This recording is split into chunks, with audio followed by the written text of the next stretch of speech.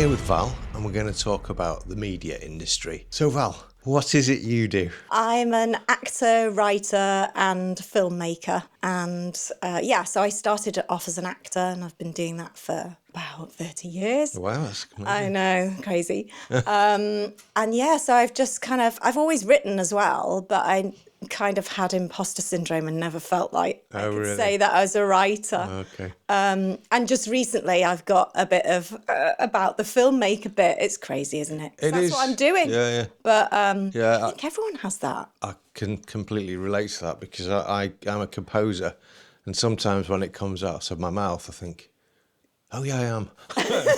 Yeah, I write and produce music, so yes, I'm a composer. But yeah, I have the imposter syndrome frequently. Do you know, I was down in London and I was listening to a director who is so famous. He's like the shizzle. And afterwards I thought, oh, shall I go over and speak to him? And nobody else did because they were all too afraid. They were speaking to everybody else, but not him. So I thought, I'll take my chance and go up. And I said, I'd really like to do producing, but I've got this terrible imposter syndrome. Do you think that's the universe telling me not to do it? And he was like, no, I have imposter syndrome. Wow. And I was like, what? He was like, yeah. He said just yesterday, he got on set. This is like millions of pounds worth of set.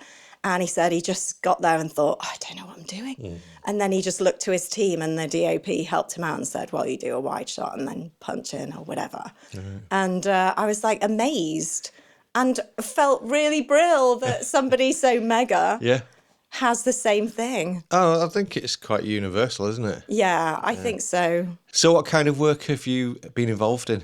Well, I did lots and lots of theatre before I had kids. I started out, I went to uni and I did a normal drama degree. I say normal because I didn't do, like drama school, basically. Okay. But I did a drama degree and it was very practical and I went to Liverpool Hope Uni. But then when I decided to go into acting, I found that was a bit of a stumbling block because I didn't have this drama school on my CV, that I would do lots of auditions and it's sort of taking a chance, really. Yeah. But what happened was I auditioned for the Shakespearean Young People's Theatre Company, which is such a mouthful. And the director had actually been to Liverpool Hope and knew that it was really great. And so I got my chance that way. That's brilliant, yeah. But I have to tell the full truth here. Yeah. I didn't actually get the job initially. Oh, somebody dropped out. And I got a call at the very last minute saying, can you come down to London, like basically today? And I wasn't expecting it. I'd only just turned 21. I was quite young. And so I was like, oh, can I have a minute to think about it? And he was like, you've got an hour. So I hung up and the guy that I was going out with at the time, to his great credit, said, what are you doing? Phone him back and say yes, it's a no-brainer. So that's what I did and just schlepped down to London. Imagine if you said no. I know, things could have been different. But yeah, so I kind of went down to London, but I very quickly phoned around and got a sort of flat sitting thing for a week. And I remember my mum, who's very chilled, was actually... it was great because she wasn't panicked about it. She was like, it'll be fine, it'll all work out. Right, that's good. So I went down and I had like 5 days in this place. Anyway, the job itself was brilliant. Right. It was very intense, much like a sort of repertory theatre gig, because even though it's like theatre and education, so we were going into schools, we had to do 3 plays. So we were doing Macbeth, Romeo and Juliet, and Twelfth Night. Right, okay. So it was a shortened down version, but each was about an hour and a quarter, and we had to do all 3. And with it, we were How do you remember all that? I know. And Shakespeare plagiarises his own work. So there's lines that are very similar in each of the plays. Right. So you're like, oh, God, what play am I in? Yeah. But yeah, we got taught stage combat as well, and we had to do like rapier fights and stuff. Wow. So I played Tybalt, the baddie, in Romeo and Juliet, and had all these sword fighting things to do, which was fabulous. But it was funny because our director had worked closely and directed Stephen Burkoff. Okay. And if you know that name, you will know that this guy is brilliant, but very intense. Okay. And obviously I didn't have anywhere to live, so I was like phoning around all different people, and I was in this rehearsal, and I do have a tendency to daydream. And I didn't realise he was talking to the whole company, because he was talking to one of the actors at first, and but he was addressing all of us, and I had my tube map out thinking, where am I going to live? What am I going to do? And I was like, he was like screaming at me. Really? Yeah. Was he not happy? He was not happy. Oh, God. But yeah, he was a great guy. Right. And I got on very well with him, but I was like, right, I can't be daydreaming. This is like full on. So that was my first proper gig. And it was brilliant. It was loads of fun, and it was lots of travelling around to different schools. And off the back of that, I did a lot of work for Black Cat Theatre Company, which was loads of fun. With Barry and Mark, who are ace. And I think they've bought music from us in the past, actually. oh, have they? I'm sure they have. They probably have. That was really fun. And they did schools tours, but they also did like small to mid-scale theatre touring. So that sort of led me a bit more into theatre. Right. And then I did a lot of work for CragRats Theatre, which are no more. They used to be the largest theatre and education company in the whole of Europe. But that's where I met my husband as well, actually. Right. Yes, both rehearsing two different things and met there. So that's nice. And yeah, what did I do then? And then, that kind of, all of that touring and stuff got me into theatre work. Which was cool. And then I did, there used to be a festival in Manchester called 24/7 Theatre Festival. Okay. And I did quite a few plays with them. Right. One of my favourites was a play called Eating Out by Ross Andrews, the brilliant writer. And that was ace. It was like a kind of Abigail's Party ensemble piece. And everybody was brill. It was just such a nice, happy company, and that makes a difference, doesn't it? When everyone's really nice. And I played this kind of mousy librarian whose husband was Philip, the sort of pipe smoking stoic kind of doesn't really say anything. Yeah. And I think it took inspiration from Abigail's Party, because I'd be like, oh, do you want a breadstick, Philip? Oh, I love a breadstick. Don't you, Philip? It's very much like that. So that was really fun. And it got taken to the Bolton Octagon studio for a run there as well, which is exciting. And it got nominated for an Emmy and Theatre Award, don't you know? So, that was really fun. Yeah. And then, so I did a few more theatre projects after that, and I was in a sketch show as part of an ensemble, which was fab. And then I had my children, so had a bit of a break. I thought, I can't really do touring anymore because I'd never see my kids, and it's tricky to do theatre. Yeah.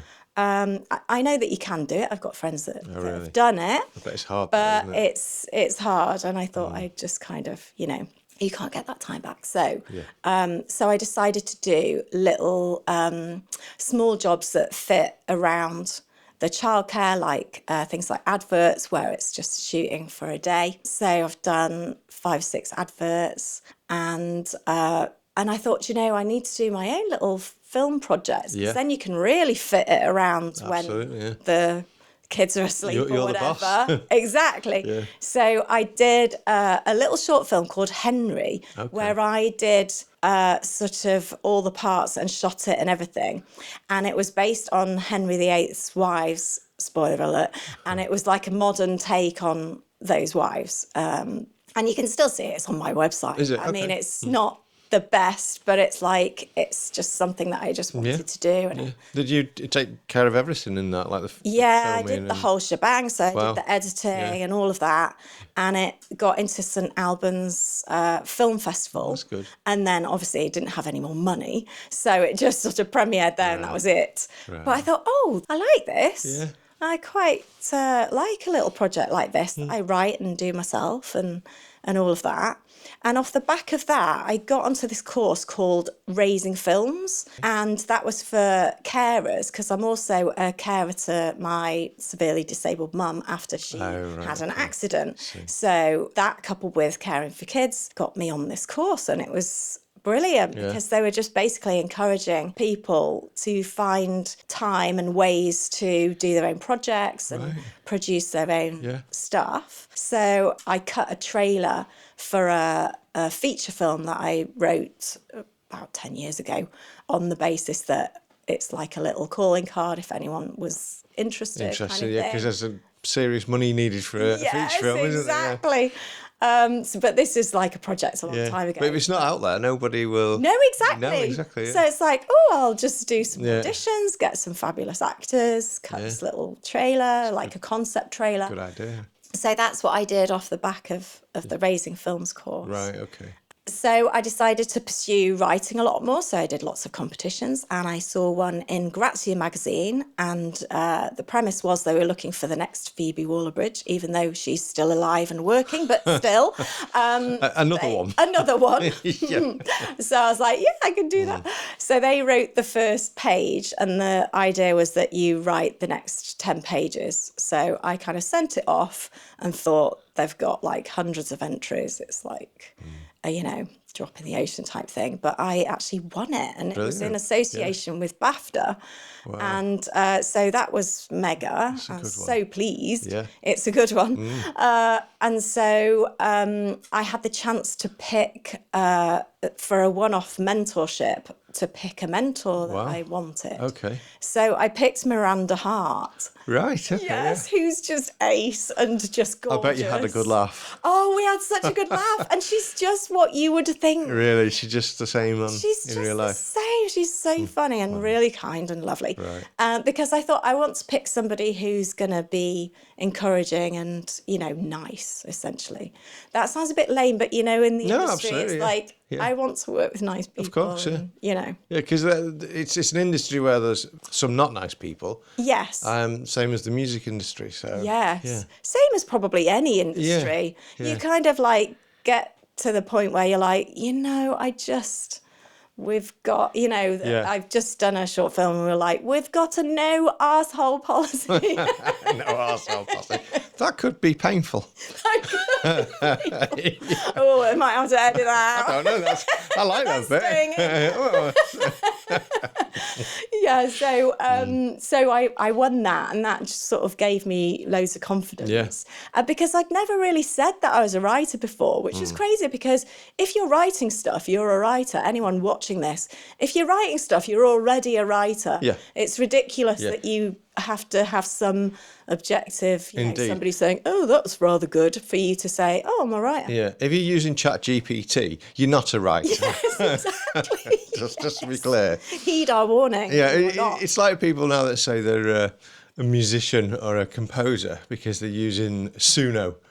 What's that? That's the AI version of ChatGPT for music. Oh, so basically you go, can you write me a rock ballad with female vocalists and whatever, and then it spits you out some kind of classic rock track in seconds. Holy moly, and therefore I'm a composer because I can type that into ChatGPT. Yeah. I would say anyone that does anything like that is writing a prompt. Yes, exactly. That's all they're doing. That doesn't compare to the talent of writing your own script. No, and it's funny, because ChatGPT and all that kind of stuff slightly scares me because it can sort of, apparently every 8 months it's like doubling its capacity and gets more clever, if you like. Yeah. And, I do use it for things like... I do as well, yeah. Like condensing a sentence or... yes. I'm not very good at treatments and the other things that you're supposed to do, which promote, I'm good at dialogue and writing an actual script.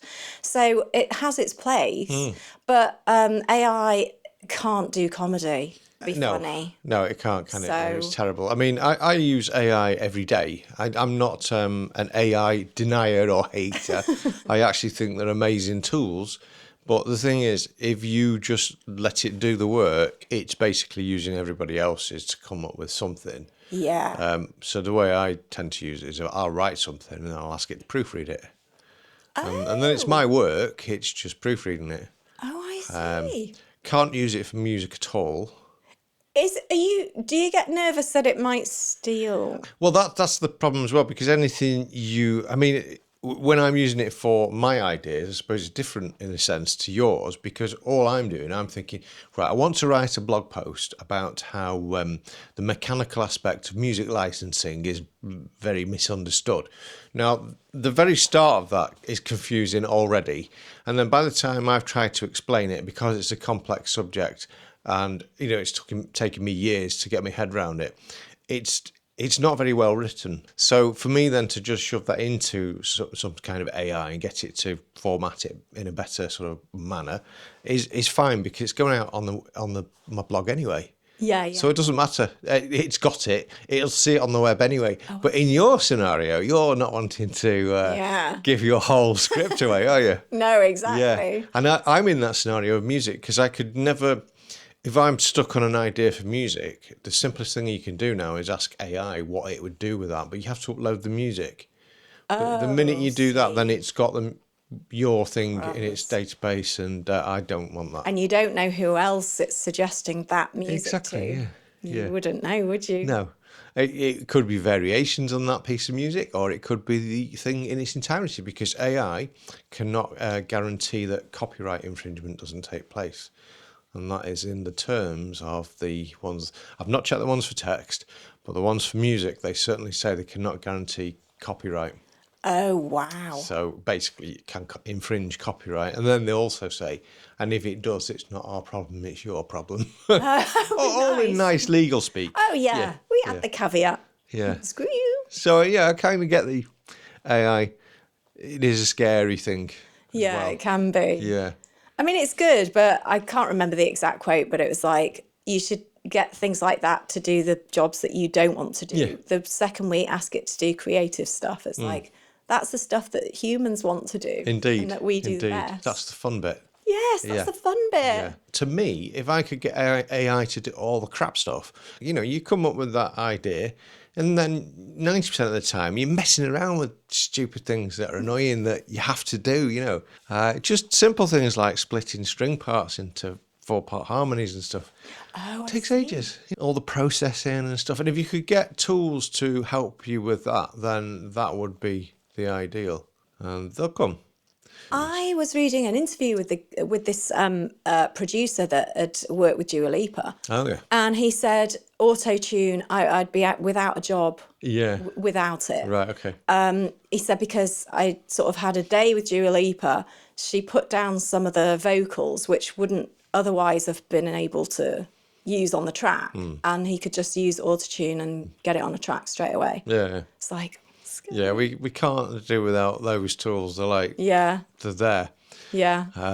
But, as it goes further, it'll become better, I think.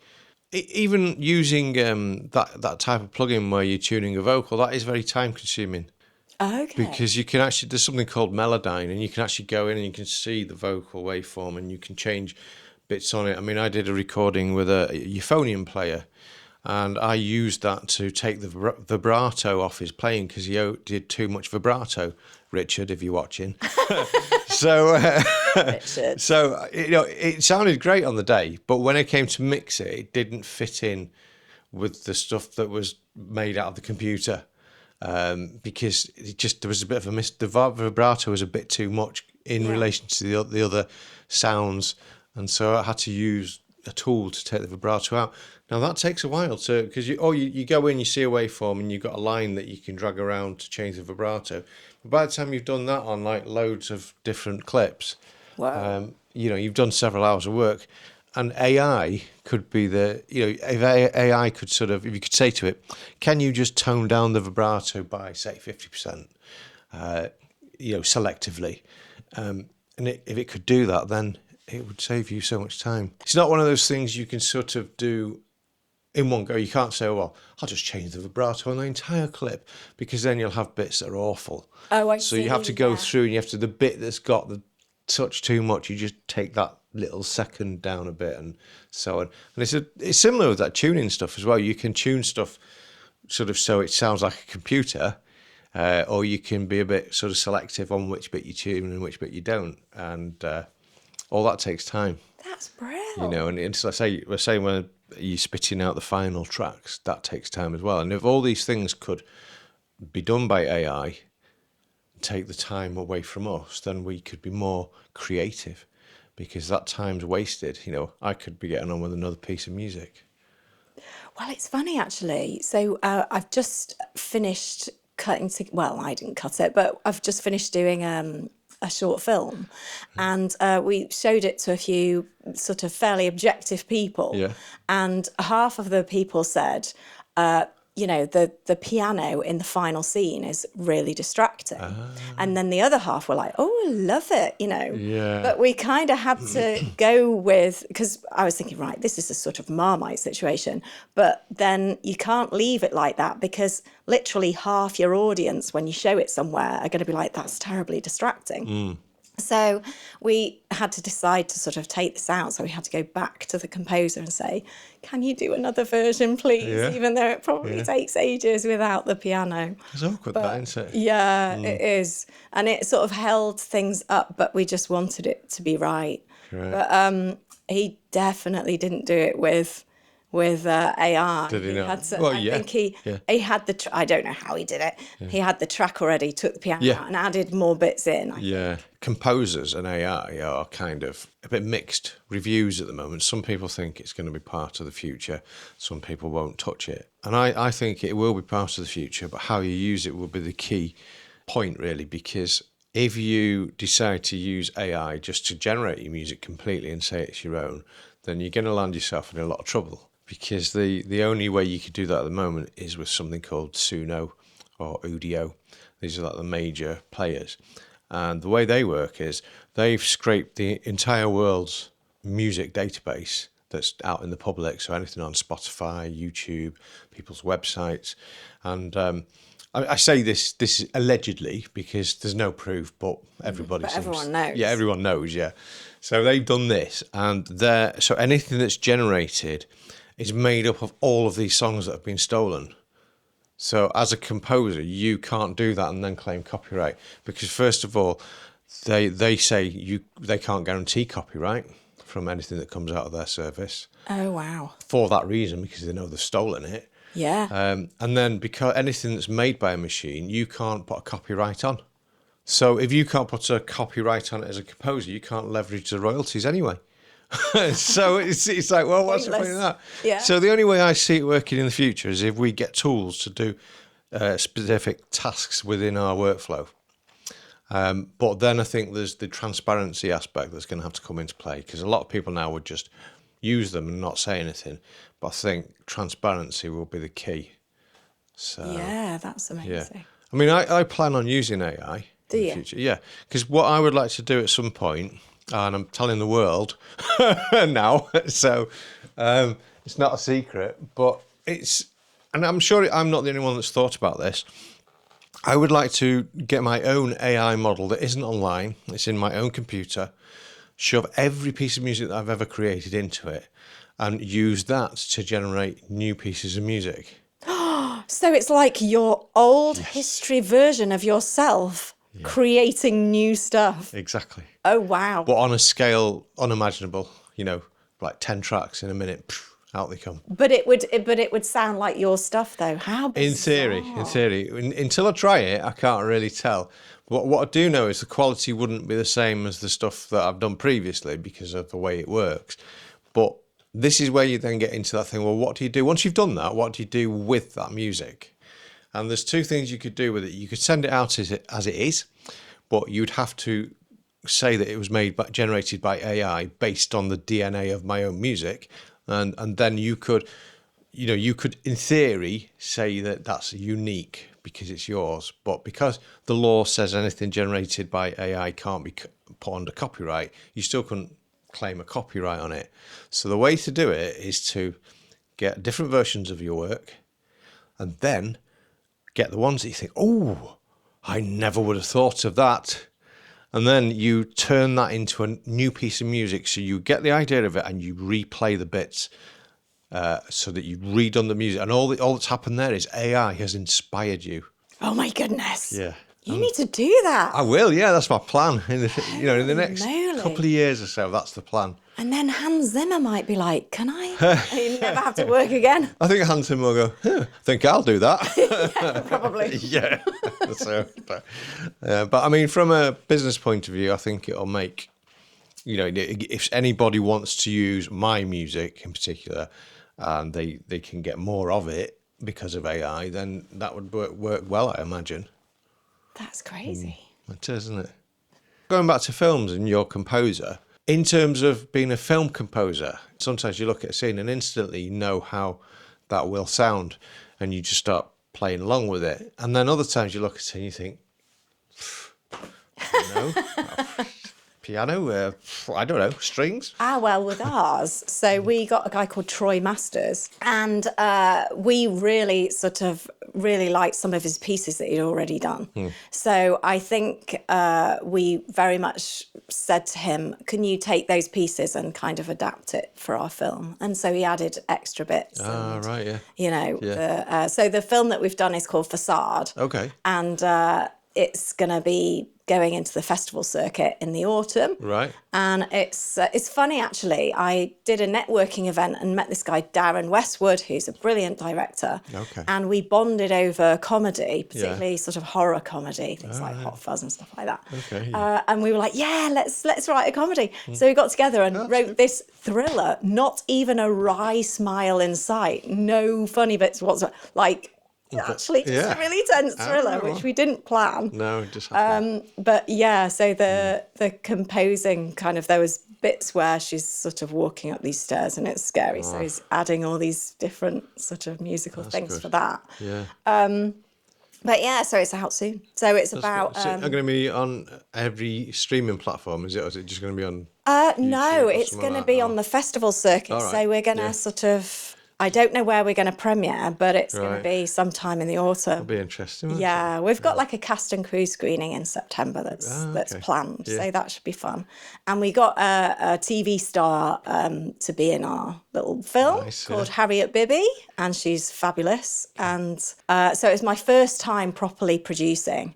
And it started out as a little small project. Me and Darren are going to do it like very, very low budget. And then in the end, we kind of ended up doing a crowdfunder, and there's like a 25 strong crew. Wow, brilliant. And I remember one of the crew saying to me, this is very ambitious, and thinking, is it? And then when all the trucks turned up with all the equipment on the first day, I was like, yes, it's very ambitious. So? And? It was just, the and is that everybody looks to me for the answers. I'm like, So I made lots of rookie mistakes, as you would do. But generally, it was just brilliant, and everyone's very solutions focused. So you've got to do these things, haven't you? Yes. You can't learn you can't find out how to do these things well without doing them a few times. Without doing them, exactly. And so I think next time I'll know what to do, what not to do, etc. Yeah. I suppose as well, it's just doing, if you can do a good job your first time round as well, or on one of the early sort of jobs that you do, it's amazing, isn't it? I mean, I go back to some of my original music, it's terrible. Oh, yeah, just not good at all. But I read some of my writing from ages ago and think, in fact, even recently, so I'm working on a feature film again, and so I'm kind of taking what I learned the first time, and obviously the first time, the feature film that I wrote years ago took so long, and I read all the books, and I got all the graphs, and realised where the subplot meets the plot, all of that stuff that you have to kind of analyse, and I did all that, and it took so long that this time I had this idea for the feature film. So it's called Crime Section. It's about Jane, a sort of mild-mannered librarian who accidentally gets mistaken for the head of a crime organisation. And I thought, do you know what? I'm just going to write it. So naive. Just wrote it. Halfway through, I was like, this doesn't make sense. I'm just going to carry on. And then I got somebody from the industry to read it afterwards, and he was sweet about it, but basically it was terrible. Oh, I mean, really? genuinely terrible. Right. Because all the plot and it just didn't. The idea tie up at sounded all. good when you mentioned it. The idea is brilliant, Yeah. but I've gone back to the drawing board, good, and now I'm doing. In fact, this is my little cork board. Ah, very good. Look at that. My little. Do we have to blur any of those? Are any of those top secret? No, it'll be right. But yeah, so I've gone back to kind of like thinking about the structure and the plot, and I'm using the Save the Cat 15 beats premise to make sure that it all hangs together. Okay. And yeah, I mean, obviously I don't want it to be too formulaic, but I definitely can't do what I did last time where I was like, la, la, la. So I kind of need to know exactly what's going on, and then I'll start again. That's good. Yeah. But that's progression, isn't it? I mean, that's how we do it. That's why we're not AI. That's why we're creative. Because we start and we do something that's really bad, and then we think, oh, we're not put off. We carry on. And we carry on till we get good enough to have imposter syndrome. Yes. And then we're like, am I right? I think I am. Yeah. And all AI is doing is using everything that we've already done. Yeah. So, if we stop creating as human beings, then AI will just stagnate anyway, won't it? Exactly. It'll just be like regurgitating somebody else, some poor person's stuff. There's evidence of it sort of bringing out bits of people's actual music. Oh, really? Yeah. There's a video online where this guy put some prompts in for some Christmas music, and it was George Michael and Mariah Carey, but obviously it wasn't. But if you listen to it, you go, huh? That's... Oh, wow. Yeah. Well, I read somewhere that SZA is suing or something. There's some legal action from her because AI has clearly taken all her album and is kind of, I don't know. Well, it wouldn't surprise me because there's so many cases going on now with AI companies where they're being sued. Oh, really? Yeah. I mean, I should have a look, actually, maybe do a blog post with a summary of what's been going on at the moment in the AI world of litigation. Is that what they call it? Yeah. Yeah. So because there's a lot of problems because essentially, anybody you make a film, that's your creativity, and at some point you want to leverage that into some kind of income to pay your bills. It's fair, isn't it? And everybody that's been creative for the entire history of creativity now has had their work just stolen, so that another company can make money off it. I know, that's crazy, isn't it? Yeah, it is crazy. It wouldn't be so bad if they'd come to us and said, look, we want to use your music for this purpose and we're going to pay you this yeah, exactly, and just been fair about it. But they didn't, did they? So now they're going to pay. So when we had this mad COVID experience, let's call it, how did that affect things for you? Oh, well, everybody sort of had to stay at home, basically, didn't they? So I was doing little projects at home. But actually, my husband's an actor as well. Oh, really? Right. Yeah, okay. So he does like historical interpretation, I guess you'd call it, where he does like sword fighting. And so he'll go to kind of National Trust, or he'll do a corporate, or he'll go into schools, or he'll do all sorts of things to do with history. Okay. And so, he'll do like sword fighting and dressing in armour and all that. So during COVID, he was just doing free films, like educational films. Oh, that's good. So that was quite fun. So I helped her with that. But funnily enough, I had a situation where I did 3 jobs in a row, which all were never aired. So I did an advert for a sports, I can't be specific, but for a sporting event, which was cancelled during COVID, so they never aired the advert. Absolutely gutted. And then I did a day's work on Coronation Street, and they cut half the scene, so mine got cut.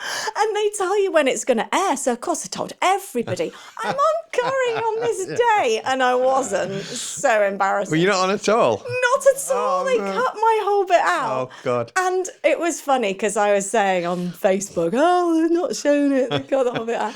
And a friend of mine who's also an actor said, "Hey, maybe you should get in touch with Emmerdale and see if they don't want to show you as well." Well, that's nice. There was another one. What was the other one? I did crumbs. I did I did an advert, again, I can't say who for, but I was playing a Russian cosmonaut in this advert. And Is your Russian good? Well, do you know what? At the audition, I loved the audition because what you had to do is pretend that you were sort of weightless in space. Right. And also you had to speak Swedish, but with a Russian accent. And it was ace, like it was my dream thing because I just thought, oh, this is so interesting because sometimes with adverts, you just sort of go along and you have to go, tasty. Or, you know, like something that's just over the top. Or like Mama used to make. Or, I don't know, something, some cheesy line. But this was like, oh my gosh, it's like proper acting. So I absolutely loved this audition, and it went really well. And but I have to also tell you, so later on, I went for another audition with the same casting director, and she, obviously the client's there and lots of people in the room, and the casting director said, oh, Valerie, your audition for the Russian cosmonaut was one of the best auditions that I've ever seen in my life. Good, so I was like, oh, thanks. And then just before I did my bit, that for this new client, she said it again. She was like, oh my gosh, that that audition. I was like, oh, thanks very much. And then I did the audition for the thing that was for that, and it was so bad. Really? It was so bad. It was, well, I can't say what it actually was, but let's imagine it was for a coffee advert with like a very famous Plymouth juggler in it, let's say. Right. So very specific. Yeah. So I got Google now. I got the script. Well, it's not that, but let's just say it was that. I got the script, and the juggler had like dropped out of this project. So in the script, all his bits were like totally redacted from the script. So before we even started, it was like, this advert's never going to get made because how else are you going to get another famous Plymouth juggler? You know, it was one of them. And which it wasn't. So there's no point in Googling. So there was no point in Googling. It's a deception, isn't it? It's a diversion, so you can't find out. I'm acting. But I just thought, right, this is dead in the water anyway. Right. But the line was something like, "Ooh, that's good juggling," or something like that. I can't even remember. Right. But so I did the line, "Ooh, that's good juggling," and she was like, "Oh, should we do that?" Like her reaction was like, "That's terrible. Like just picked you up in front of all these people. Can we do the line again?" I was like, "Ooh, that's good juggling." And she was like, "Have you got anything else you want to do? Are you happy with that, or do you want to go again?" I was like, "I'm happy with that." Yeah, but I suppose. Oh, how the mighty have fallen. There's two things there that spring to mind. The first thing is, you can't trust actors because you don't know when they're acting. You know, I was at college in the 90s doing a music course, and I remember walking down a corridor, and this lad and this girl came racing out of this classroom, like literally screaming at each other, like looked like they were going to kick the shit out of each other, running down the corridor, after each other, shouting, swearing, and it's like, oh, what do I do? And then the next minute they just stop and they go, how was that? Was that all right? Oh, brilliant! That's better, that one. We'll try another one. And off they went. They were drama students, and it's like, oh, good God. And it's just like, and there was a few people there like reacting.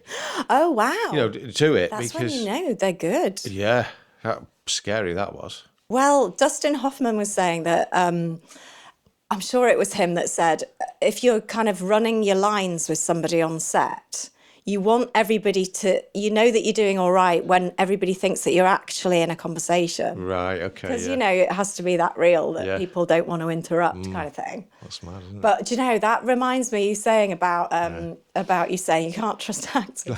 So I went on this director's course, I've done a couple, but one of them that I went to, it was this guy running it, and he was just really embittered about actors. And I'd come in a little bit late, so I'd missed the bit where you go round the circle and say, "Oh, hi, I'm Nicola, I'm a producer," or whatever. So he didn't know that I was an actor. Right. Okay. And oh, wow. He was, and ironically, it was just after the Me Too thing. So there was all the Weinstein business. Right. And he was still going on about, actresses just Really? tell you. Yeah, he was like, actresses just tell you what they want to hear in the audition. And I was thinking, is that not how interviews normally work? Like normally, you wouldn't go for a job interview and say, like, I'm going to be totally honest with you here. I don't give a shit about this job. Which would be the truth in most cases. It might be the truth, yeah. But he was like, and they're just acting all the way through the audition. I was like, wow, why are you so embittered? And also, he wasn't a very good teacher. No. In that he was like, right, asked all the students, what's the best film ever made? So people were like, I don't know. Well, it's just opinions, that, isn't it? There's just, it's just whatever you think, like, whatever you think. Yeah. And he was like, no, it's none of those.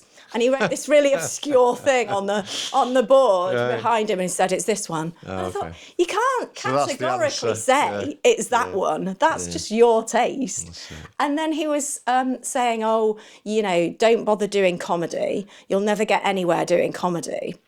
Well, I think there's a few people would disagree with that. I know. I mean, look at Jimmy Carr. He's done all right. Yeah, he's done all right. Like, what the actual? So I came away from this, so I was getting the train from London to Manchester, came away from it feeling really depressed because he was like, just don't bother. Doesn't sound very good. And half the journey I was like feeling really like, ugh. And then the next half of the journey I thought, right, I'm writing a short film and it's going to be a comedy and it's going to be mega, so screw you. It's like one of those revenge moments. And I wrote the sort of initial script for something called What Would Julie Do, which is a film that I ended up making with Julie Hesmondhalgh, the fabulous, beloved actress and fabulous person that she is. And that's what I wrote on the train back, because I was like, right, I'm just gonna, I like this. So he gave you some energy, fueled me to write something and definitely try and get it done. When I said you can't trust actors, it was just a joke. Oh, I know. Meaning that you don't know when they're acting. Well, people say, I bet you cry all the time to your husband to get him to do stuff. It doesn't work like that, does it? I actually never cry, but But I suppose the only thing that I would say is that the only time that I've actually used acting in real life is if I am upset and I have to cover up. I wouldn't ever like go, I'm sad, my dog's died, whatever. But then everybody acts in their life. Everybody, of course, covers up when they're upset, and just not like professionally, I suppose. But it's weird, because I have not been blessed with a voice where people believe me. So if I use my own voice, I just don't get belief. So sometimes I do a pub quiz and I'll know the answer, but because I've got this voice, I'll be like, no, my shrill, unbelievable voice. But if I had to act it, I'd be more convincing. So I'm definitely more convincing. Yeah, but then that'd be weird, wouldn't it, if people that know you, you suddenly change into a different person. But at times when I've had to keep a secret, people have gone, oh, he's such a good liar. Because I'm more convincing then than... God. I know, I'm giving all the games away here. Oh, well. So I notice now people tend to say actor instead. Not actor. Yes. They don't say it like that, do they? Say actor. Instead of actress or actor. Yes. What's that about? Do you agree with that? And how would you... Well... when I first started, you couldn't win, because I'd say actress and people would say, don't you mean actor? Really? And then I'd be like, okay, actor. So then I'd say actor and they'd say, don't you mean actress? Whereas the last 10 years, if I say I'm an actor, people are like, oh, right. So it's only now that... Yeah. I find it a bit strange. I mean, Miriam Margolyes, is it? Oh, yeah. If I said her name right. She was on a podcast with Ramesh Ranganathan. Yeah. And he was saying, oh, you're an actor. And she said, actress. Oh, and she got really stern about quite uppity. it. Yeah. She was, and he slipped up a few more times as she put him right. Oh, wow. Yeah. Oh, I love his podcast. It's quite good. The one where he interviews Ben Elton. That was so I've not seen that yet. Ben Elton is like amazing, obviously. Yeah. And whether or not, you like him or not, he's a brilliant writer. And yet he's been changed the 80s, trashed. didn't he? Has he? Yeah. Oh my goodness. He's had at least 2 or 3 things where, one of the things he was saying, the Daily Mirror ran an article saying Ben Elton should be shot. But he's been he's had even We Will Rock You. Apparently, it came out and was absolutely trounced. Right. Okay. And it took them a year to kind of get it into a hit because it was dead in the water. It's after. funny, isn't it, how people take a dislike to certain people. Yeah, I know. Because without him, I mean, he was responsible for the young ones, wasn't he? Yes. Stuff like that. Like Blackadder. Yeah, and Rick Mayall and Upstart Aid Edmondson had I love Rick and Aid. Yeah. Love Rick Mayall. So if it wasn't for Ben Elton, we wouldn't have seen them. I like the series Bottom. Oh, yes. I know. It's ace. Yeah. And, I love all that. That sort of stemmed from the young ones, I suppose, really, didn't it, as well? Yeah, yeah. No, I approve of Ben Elton. Hey. not that it matters. Him. Yeah, not that it matters to anybody. But those two that's me. good, yeah. You said before as well something about when you were doing this line and it wasn't quite hitting the, about the the famous juggler. So it wasn't hitting the thing, but it's like, how many ways can you say something? It's like I work with voiceovers. Sometimes you send a final recording to a client and they're just not happy with the way it's been said, but without having a directed voice session where the client can direct it, then it's hard. You have to go back and do numerous takes. But it's like, well, how many ways can you say certain things? There's a good clip on YouTube that really takes the mick out of this. It's just funny, in the sense that there's somebody doing a Santa Claus sort of voiceover, and the director's going, right, with a bit more gravel. He's like, and it's like he's going through all these words. So, a bit more spirit now, please. And the voiceover is like, at the end of it. I'll have to put a link to that because that's funny. Yeah. I mean, I guess you can say it all manner of ways. It just depends, doesn't it? And I mean, you will get directors who are very general, or you might get one that's very, very specific. Right. I mean, in terms of adverts, it's so specific. It's unbelievable. Okay. And to the average person, it probably doesn't sound like a tricky thing to do to say one line. But when you've got to remember lots and lots of things all at once, it can be... In fact, something springs to mind. I did one where, did some filming where it was absolutely freezing and the costume was really cold as well. And I was outside this bar and I have to stop and look in. And the director was in the bar. Yeah. And so they had to relay my action outside to this person here. And but there was loads of extras as well. So there was an action for the extras and then there was an action for me. And because the person saying action for me was really cold and they were running over as well. So there was that tension on set where it's we're slightly running over schedule. There'd be action from inside, action extras. And then she'd say, action, Valerie. And in real life, I like to be called Val. I feel like I'm being told off when I'm called Valerie. Right.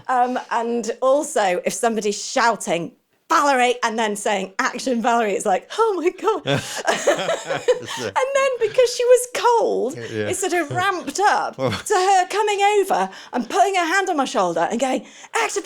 So there was this situation where I was absolutely freezing and I could hear action extras. And then this woman going, action Valerie. I was oh my God, trying not to look startled and terrified as I start my line. And I had to walk, hit my mark, look through, turn my face slightly to the right and then say this line. And then cry. So it's and then cry. I shouldn't have to deal with this. I'm an actor. But that was there was so much going on that sometimes it can be a bit like that. I mean, it wasn't the director's fault, it was nobody's fault. Right. But yeah, sometimes you can have to do it very, for adverts particularly, very, they're oh, can you shave off about half a second of the line or whatever? You can do it in edit normally, but I suppose if it's visual, it's harder. Yeah, if they want to capture it. And because it's like radio adverts, I've done a few of those, and you can't go over 29 seconds. Oh, yeah, and you'll have to know. Yeah. You have to instinctively know know when to stop and how long to... But a lot of voiceovers don't. You know, they'll send you something and you think, well, this is 40 seconds. Oh, crumbs. So then you have to sort of like time stretch it, shrink it, and chop bits out of it. You can lose a lot of time with like You need to ask me. Right, That'll okay. save you a lot. Can you get them in? I can do it. That's good. Yeah. Yeah, it's definitely a skill. No, I can. Yeah, I mean, some people can, but it's just there's a lot of voiceovers that can't. Which is not always a problem if it's audio, but I imagine with TV that would be a nightmare because you'd have the jump cuts and stuff, wouldn't you? Oh yeah, I think you've got to. Well, mind you, a proper editor probably would be able to make that nicer than my jump cuts. So yeah, because audio is my thing, really. Oh yeah, of course. So you've worked with some high-profile people, then, really? Yeah, I guess so. Yeah. Do you want to tell us about some of them? Yeah, I guess with What Would Julie Do, we didn't have a start. So I'd written myself into a corner on that train because I was like, the premise is that I'm a sort of struggling, anxious actress. See what I did there? And basically I have like an imaginary mentor who helps me with a make or break audition. So I wrote it for like a star basically, and initially we did have somebody on board, but because they were in a soap they went into very strict bubbles and in COVID, so they couldn't do it anymore. So we just didn't know what we were going to do, and in the end, because we'd got all the crew on board and everything, we just had to book the studio, but we didn't have the star still. Scary, isn't it? And we were like, oh my that goodness. could be expensive. Oh, it was awful because we were like, what are we going to do? We might have to shoot all my bits and everyone else's bits and then have it as a voiceover and get somebody who sounds like a star. Oh, it was just horrendous. We were all very, very nervous. And of course, I was like styling it out, going, it'll be fine. Convincingly, because I was lying. Acting. Yes, going, it's fine. But the weirdest thing was, I had a little play of mine called Inspector Hector Crime Detector, which is a little duologue theatre piece that I'd written absolutely yonks ago. And I'd sent it to this theatre festival thing, and they were putting it on at this theatre in Manchester called 53-2, very small little venue. And there was 6 short plays, and mine was the last. And yeah, it was written as a 2-hander, but the brilliant director made it a 3-hander. And the idea is it's this murder mystery and the 3 actors play everybody. So all the suspects, the detective, the coroner, everybody. So it's like this farce. Right. And anyway, so I went along to go watch it. And who was in the audience but Julie Hesmondhalgh? And my friend went, oh my goodness, it's Hayley Cropper, she actually said. I was like, what? So I looked around, I was like, oh my goodness, I have got to pitch the hell out of this project. Did you write it with her in mind? No, but I thought she's perfect because obviously it's a play on what would Jesus do? And I thought, what would Julie do? That's absolutely, because it was like, what would who do? Oh, right. So you changed the name literally, we literally changed it to that. So, so I went over to her, and she's as lovely as you would imagine, like just brilliant. Huh. And I went over, and I'm sadly not one of these really cool styling out people. I just went over and went, oh my gosh, you're brilliant. Can I just say, you're the shizzle? I actually said, you're the shizzle. Yeah, I did. And I was like, when you can hear it coming out your mouth thinking, oh, well, I just might as well be honest. So she is. And I said, oh, I've, written this short film and we've got the studio booked and everything. And I would just absolutely love you to be in it. And I said, I've written the thing that's, the piece that's at the end of this theatre thing. And she was like, oh, well, give me your email or whatever. And left it like that. And I thought, okay, I might hear from her. Right. Anyway, the Inspector Hector did really well. And it was like a real sort of, the crowd really liked it. And it was a real success. Yeah. And so the next day she was like, sent me a message saying, Wow. "You're a bit good, aren't you? Oh, really? I'd love to work with you." That's great, isn't it? And so immediately I put that on Facebook going, "Oh my God, life made us, star eyes," all that. Brilliant. And then bizarrely, she was free for this. Obviously, she's so, she's flying to New York and doing all the different stuff. She's so busy. But she happened to be free for for this day of filming. I think she shot all her bits in one day. And she was free for the rehearsal day, and it was just all fabulous. However, I wrote myself into another corner because at the end of that, spoiler alert, at the end of the film, the casting director in the film also has a mentor. So the sort of the payoff bit at the end, which is in the credits, we needed another cameo, somebody who was just as famous, if not more, than Julie Hes. Well, how do you get more famous, really? But I was like on the phone to LA trying to. Wow. It was ridiculous.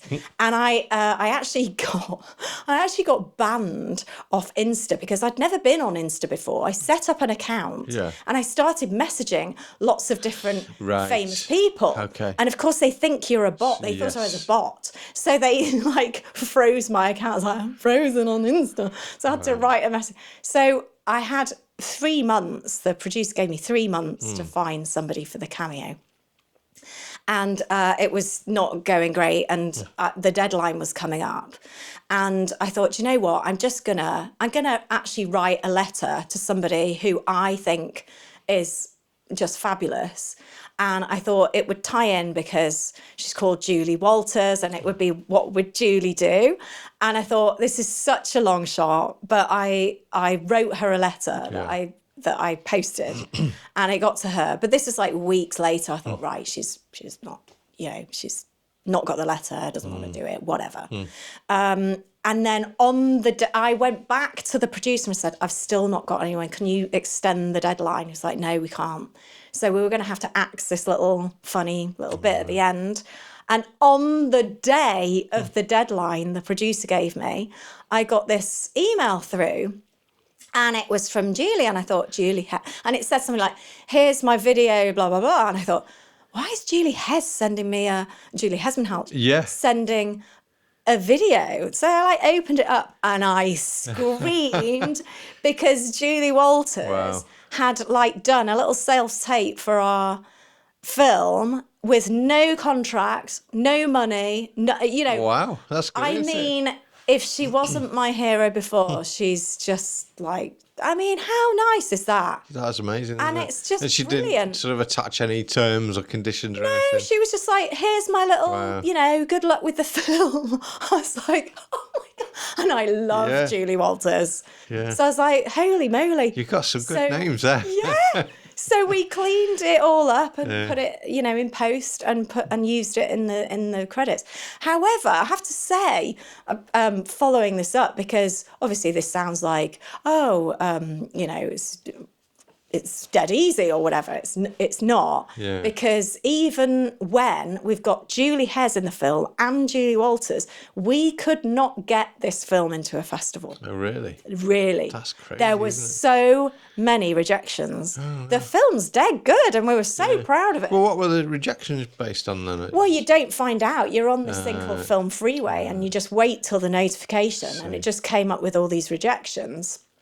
And the producer who had done this was his first gig. So the reason why we did the film was because I went to do a pitching day and pitched my "What Would Whoever Do" to about 8 different producers. And it was like a kind of, what's it called? Speed dating. Yeah. So I had 8 minutes with each person and had to go around all these people and pitch it really well. A lot of work, and oh God, it was traumatic. Yeah.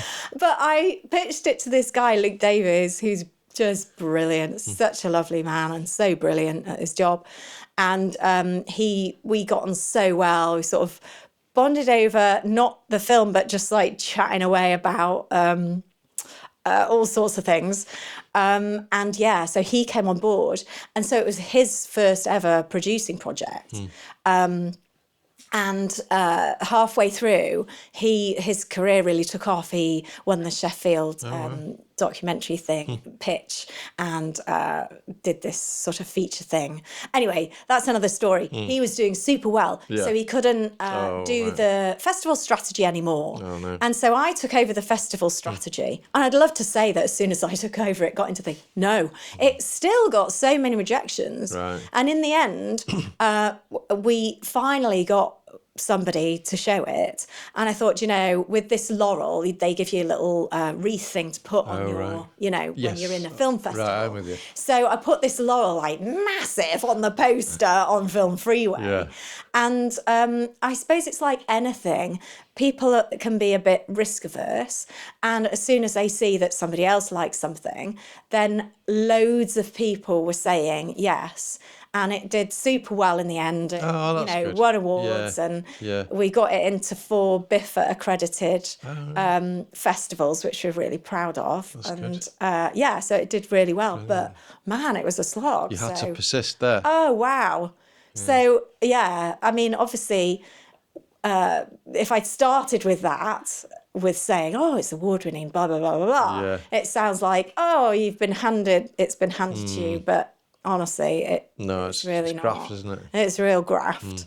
So I'm super proud of it then. No, you should be as well. I mean, a lot of people wouldn't go that journey, would they? They would hit the walls, as it were. Yeah. And not get over the hurdles and just stop. Exactly. Well, I've been watching the films that made us on Netflix. Oh, right. And pretty much all the films that they've done a little documentary about have all hit these terrible hurdles, like Dirty Dancing. Not that I'm a massive fan of the film, but obviously it's like a classic. Yeah. So they made the whole film. A film executive watched it and said, burn the tapes. What?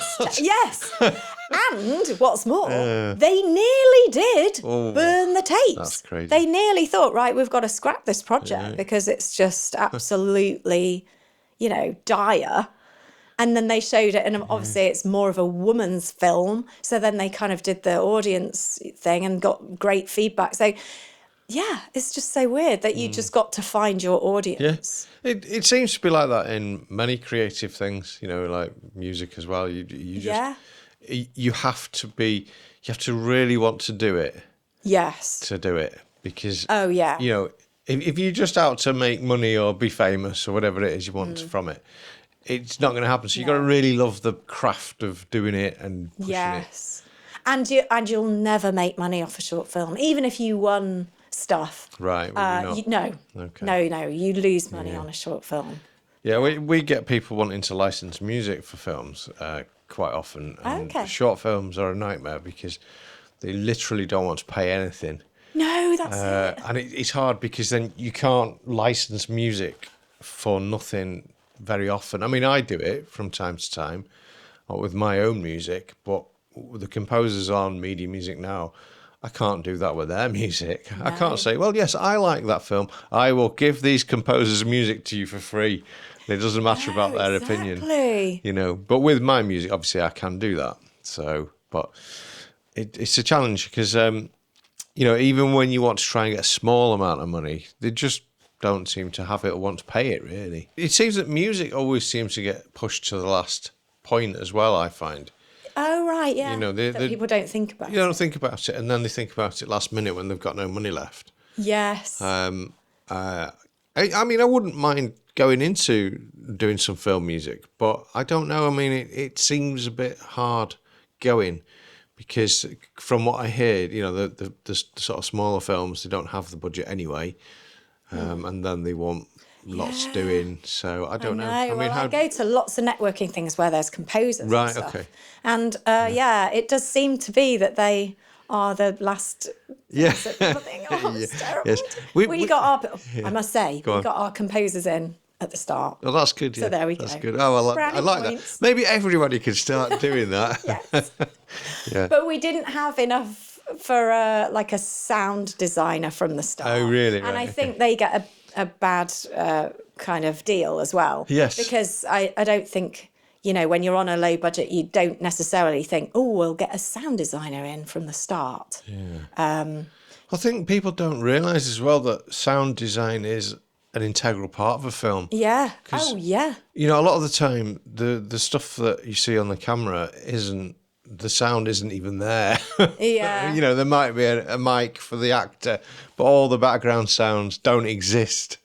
Well, yeah, like Mark Kermode a few years ago did a programme on top tips of short films. Right. And he was like, you've got to get your sound good. Right, okay. Because he said you can get away with having bad visuals as long as the sound's good. Right. Yeah. Yeah, sound is... I mean, they say it's more important, don't they, on YouTube and stuff, but it's probably equal, I guess. I don't know. Yeah. I mean, I suppose when you look at something like Blair Witch, you know, if the sound was bad on that, you'd be like, true. Why? But like, this is all blurry and awful. Yeah. You know, Yeah. it wouldn't have the same impact. That's it. No, it does get overlooked, doesn't it? But then I've had to sort of make scenes that had no sound on them have running water and stuff like that in the past. Okay. Well, again, you know, this is the problem, isn't it? You know, this company that came, same story. Oh, well, we've got no budget left or very little. So how cheap can you do this for? And so I had to do it with stock sounds out of stock. You know, stock like sound effects. Yeah. Yeah. So you basically you search sort of running water, and you've got 100 versions of running water that you've got to then go through and see which one fits the visuals best, and then edit that. So yeah, I've done a few of those in the past. But And do you actually like doing short films? Well, I've not really done that many. They've always been like little corporate films, to be honest. Okay. So, and I've done like competition pieces where I've scored to like a proper sort of. I suppose it's a bit of a storyline, really. So yeah, I do enjoy them. Yeah. So maybe the future, because I think the industry I'm in's changed a lot. Yeah. And so I've earned sort of most of my income from royalties from stock music. So basically, you write some music that you want to write, you put it in libraries, and then if people want to use it, you get paid. Oh, I see. So I have looked at film music, but I'm sort of still a bit on the fence, if I'm honest, because I just look at the immense amount of networking people have done to get into even small films, and then the very small amount of money they've got paid for it, and I just think, so I don't know. Advertising's good for music. If you can get into writing music for adverts, that's where the money is, because adverts are short as well, you know. I mean, the other one that I wouldn't mind going into is podcast intros, because podcasts are booming. Yet when it comes to the intro, well, where do you go to get your music? You know, you could go to a stock music site, but then 1,000 people could be using the same piece of music. Oh, yeah, that's true. Yeah, so then you'd go to a composer, I guess, you know. So I'm looking at putting together some ready-to-go podcast intros that can be licensed exclusively. So then you will have to charge a lot more for that. Because obviously when you sell a piece of music non-exclusively for a podcast use, let's say, but then let's say 1,000 other people could use the same piece for their podcast or something else.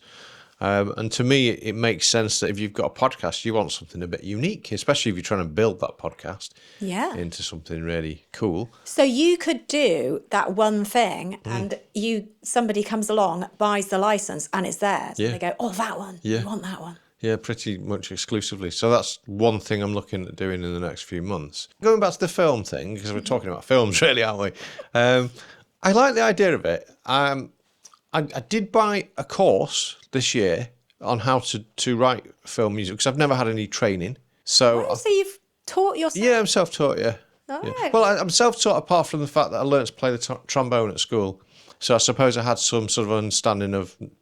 So you're naturally musical? I'd say so, yeah. Yeah. Yeah. And so the music that I write is self-taught with the computers and everything. And then with every time I've done something to visuals, I've just... I did this thing which I thought, and I do this all the time, and it's ridiculous. I will start playing stuff on the piano, but with nothing in mind. So it's like if you imagine a cat walking over a piano. Yeah. Sounds ridiculous. And I could do that. I could start banging away on the keys. I can play proper tunes. Yeah. Where I don't hit wrong notes. Yeah. But when you're coming up with something new, I find the way I tend to do it sometimes, I start hitting some notes and I'll hear patterns emerging in that. And then I'll feel a pattern sort of emerge. No way. Yeah. And I'll sort of move my fingers into that direction and I'll go, oh, yeah, that's the one. And then I'll sort of carve this out of nonsense. And then if I played it back to you, you would go, oh, my God, what the hell is that? Les Dawson. Yeah, because it does sound like Les Dawson. It just sounds absolutely hideous. But once I've done that, I then can sort of go back to it and I take the bits out that I knew shouldn't have been there and expose the bit that I knew should be there. That's brilliant. And that's how I tend to do it. And I thought that was crazy. And surely no one else does this. And then I bought this course where this guy's done loads of Hollywood stuff. Yeah. And that's exactly what he does. No way. Yeah. Isn't that funny that that's what you naturally do? That's it, yeah. And I thought, that's weird. You know, that he does the same thing. I don't know how many other composers do that. They probably do. Probably. But that's how, if I was to sit down with a piece of video footage and have to come up with something, that's exactly how I'd start. Well, you know what? My friend got me a sort of 2 weeks free of the masterclass series. Oh, yeah, where you good, can sort of rinse through what Helen Mirren says about acting, that kind of thing. Yeah. And I watched, rather depressingly, I watched Spike Lee, who's obviously amazing, but he was like, I write for 3 or 4 hours every morning. I was like, oh gosh, that's Does he get really up at 5 o'clock? I don't know. Is that annoying? That would annoy me. Yeah. People that say I get up at 5 o'clock and go for a jog. Yeah, and then I do 2 hours work before breakfast. And I do Pilates. Oh, shush. But no, he writes. He's such a prolific writer. Right. Okay. And I know everyone's different, but I was watching it going, oh my goodness. And then I watched another one, and that was the same. It was like Stephen King or somebody like that. Yeah. I write for however many hours a day. I was like, oh no. But then I watched Aaron Sorkin. Okay. Oh, he's brilliant anyway. But I was like, hallelujah. Because he basically said, I think it's something like, it takes me about 20 months to write a feature. Right, Obviously, that's a lot quicker than what I'm doing it at, because he's like, that's his sole job. He does all the time. And they're expecting it. Yeah. But he was like, about 3 of those months I'm writing it, and the other months I'm just feeling depressed. And I thought, I love that. Yeah, maybe he's being honest and the other people aren't. Maybe. I don't know. Yeah. I'm hoping. I'm loving that people are honest like that, because otherwise you'd go around thinking I'm such a failure. I don't know how something so creative can be that organised and that disciplined and that regimented. No. I've tried it myself, but it just doesn't work, because if you... there is an argument that if you sit down at the computer or the keyboard to start playing something, you will come up with something. Yeah. But, and I suppose there is that routine element, but so many times I've sat at the keys, and even though you can use that process, I've just actually come up with nothing. Or I've come up with something and I thought, nah. And you thought it's terrible. Yeah, and really, it would have been better just going out and doing something else. Yeah, going for a walk. Yeah, exactly, and coming back to it when I feel like doing it. So I don't know, I'm sort of on the fence on that. My husband's a writer as well. Right, he can sit at the computer and just write something. That's how he does it. He sits at the computer and writes something. And he's, that's how he does it, annoyingly. But I just can't do that. No, I can't. And I can, but I come out with what happened the first time with Crime Section, where it's absolute. It's forced. It's terrible and has no structure.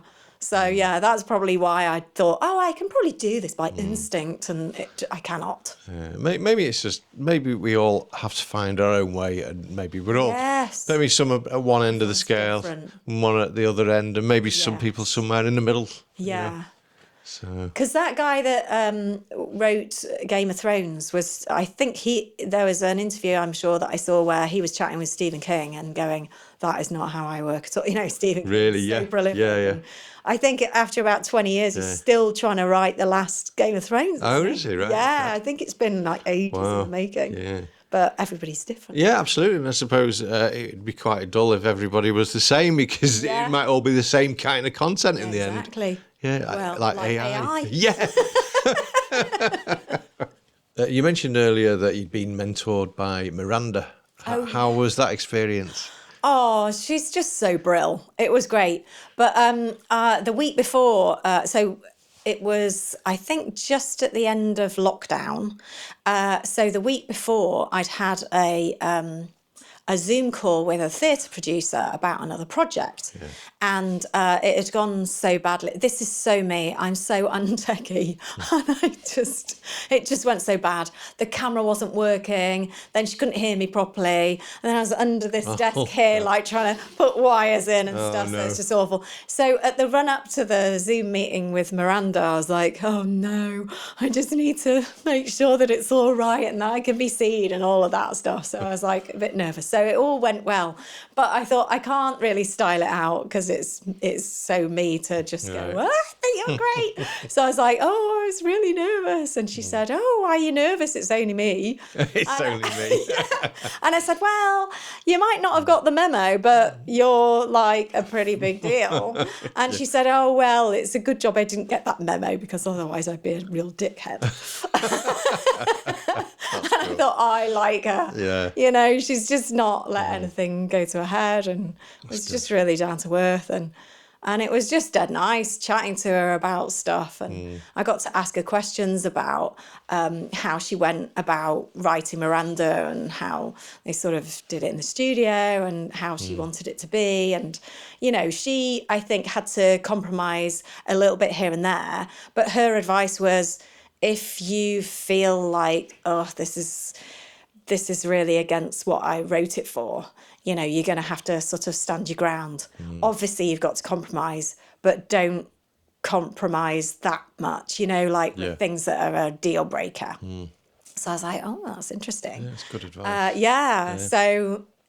So she sort of stuck to her guns about certain things of how she wanted it. Right. And it's funny because I think at the before Miranda came out, I think that wasn't going to be a very popular one. Comedy wasn't really like that, was it? It wasn't. Yeah. She was kind of going back to camera, wasn't it, and all that sort of stuff. Breaking the fourth wall and it being a bit sort of hidey high and all of that, which just was not in vogue. No, was it wasn't. So yeah, I think she's mega. Yeah, and she's just such a nice person. Right. And she was just very encouraging with my writing and everything. Yeah. So in terms of music for your project and projects you do you find that there's plenty of composers around? Do you have to find them from networking and stuff like that? There seems to be lots of composers around. I do a lot of networking events and there's always composers there, it seems. Yeah. And there's always, that's good because even if they're not free, then they can recommend somebody or whatever. It depends on your budget as well. Indeed. Because a lot of the time, composers that I know are like, wouldn't, you know, they're so good that they wouldn't do it for a certain amount. So it just depends. Well, there's lots doing it for free. I see that in my industry, people will do lots of work for free. Yeah. I mean, this project, the recent project Facade, I knew a composer and he was happy to do it for free because he's still building up his portfolio. Yeah. But he's already got, like I say, stuff out online that is great that you can listen to. Yeah.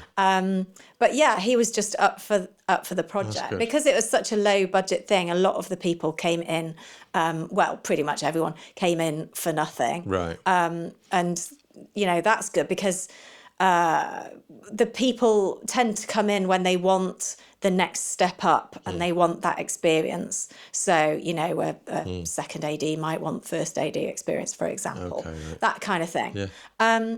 But yeah, this composer was great because he was just very flexible about what we wanted. Yeah. And also we got a great sound designer in who sort of added, because it's a thriller, added some sort of droning over certain certain scenes. And, ominous. Yeah, and like he actually took out the creaking floorboards because they were creaking a bit too much. Right, sort of did things like that for us. In post. In the composer community, there's different views on it because some people say, do a load of stuff for free when you can, it gets your name out there, blah blah blah. Yeah. Then others say, no, you start doing stuff for free, you just work for free all the time, and you got no value. So it's a challenge, I suppose. But yeah, I mean, I remember being slightly told off by somebody at Equity. This is years ago, because I was doing a short film for free, and they're like, well, you shouldn't really be doing.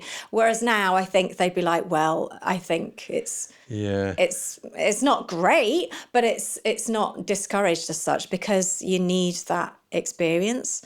In fact, you know, I've been in lots of situations in my career where I've been in a bit of a loop where when I started out, I couldn't get professional work because I needed my equity card. Indeed, you can't get your equity card without getting professional work. Yeah. So you're in a catch-22 with certain things. And when I wanted to get more film experience, I just couldn't get the experience, even stuff for free, because I didn't have it on my CV. And then when I got my first short film, I built it from there. And then it's like the laurels where people go, oh. So there is a lot of situations where I think people want to see that experience. And you can be in a catch-22 situation with agents, let's say, as an actor. You can't get those really good jobs without an agent, but you can't get an agent without doing one of the really good jobs. My agent is ace, by the way. This is unheard of for actors to blather on about how ace their agents are, but in my case, it's true. That's good. But I'd got myself a Frutella advert, which I think is quite difficult. Because my agent was like, wow. How did you do that? You should be an agent. Do that? Yeah. I literally phoned up and was like, super cheeky. You've got to see me. I'm the shizzle. So yeah, I got this advert, and off the back of that, got a really good agent. Excellent. So it is a catch-22. I mean, it's like talking about do free music. It is that catch-22 as well, because it's like I would like to maybe have a go at some films at some point. But I haven't got I've got nothing on my database to say I've done a film or anything like that. So if you go pitching for films, then there's loads of people that have done loads of films, and it's like, well, now who's going to choose me over them? So it is that catch-22, isn't it?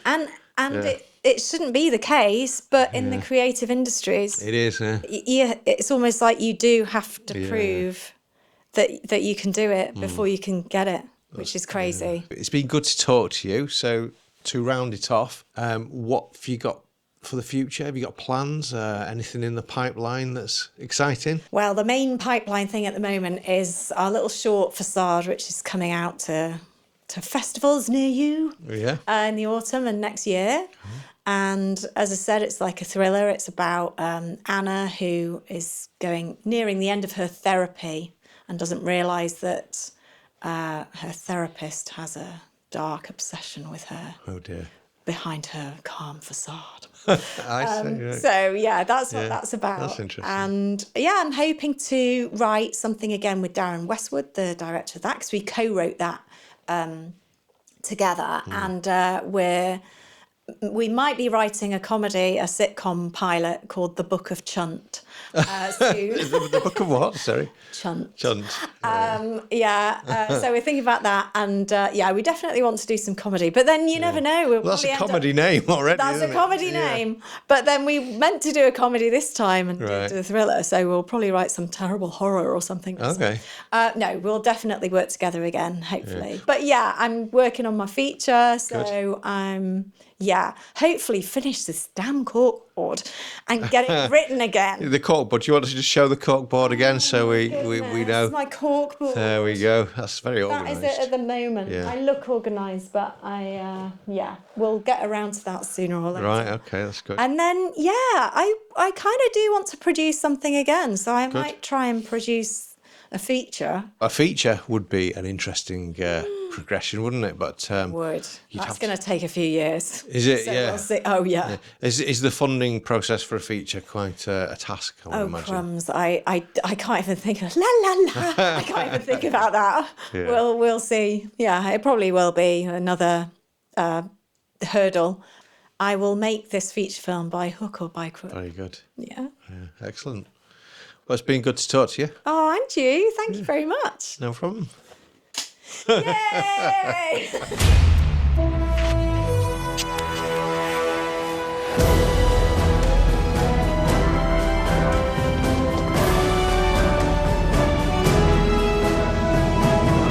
Media Music Now. Conversations.